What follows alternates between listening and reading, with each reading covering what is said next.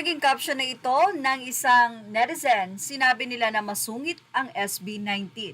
Wow! Bakit nga ba sinabing masungit ang SB19?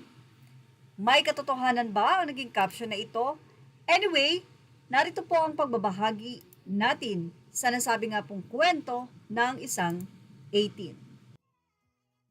Ang video na ito ay binahagi ng isang 18 kung saan nag-request siya na sana kantahin nga ng nasabi nga pong vocalist na ito na nasa kalsada na kantahin ang mapa ng SB19.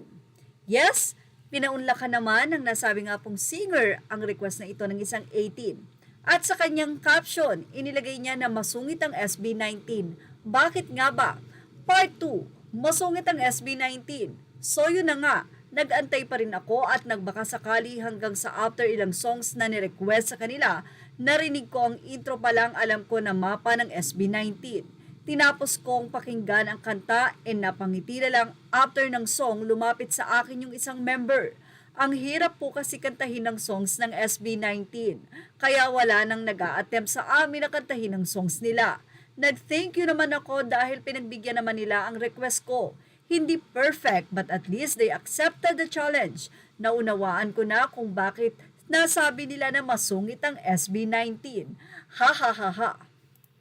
Hindi po kay Caps nanggaling ang masungit ang SB19 kundi dun sa banda dahil nga napakahirap kantahin.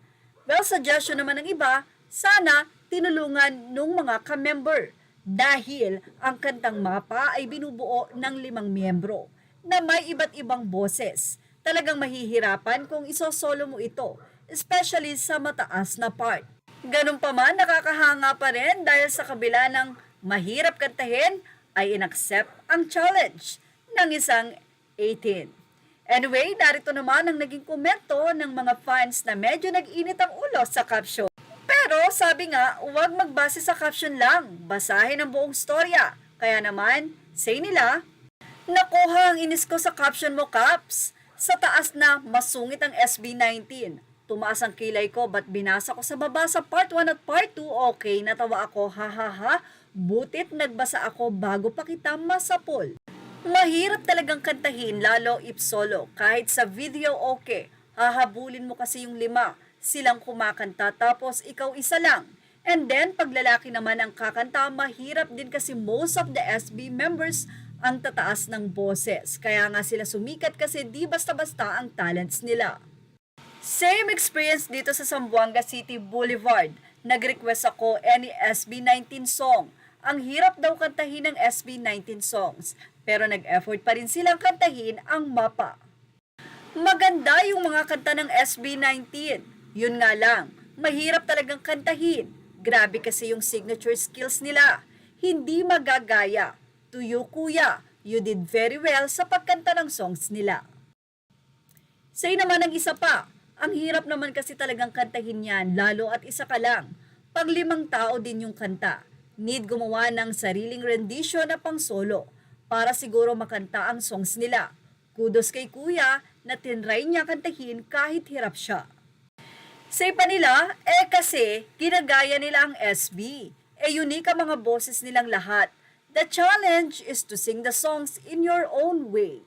In fairness, kinaya niyang kantahin mag-isa, pang 5 tao yan. Grabe naman kasi ang vocals versus 1. Hirap din talaga ang galing din ni kuya. Ha ha ha ha, mahirap lang po yung kanta nila, pero sila ang pinakamabait na grupong nakilala ko. Anyway, sa nasabi pong video, kung gusto nyo po itong mapanood, paki-visit nyo lang po ang post ni WeAreSB19 sa kanyang Facebook para po makita nyo kung paano in-effort ni kuya ang pagkanta ng SB19 songs na mapa.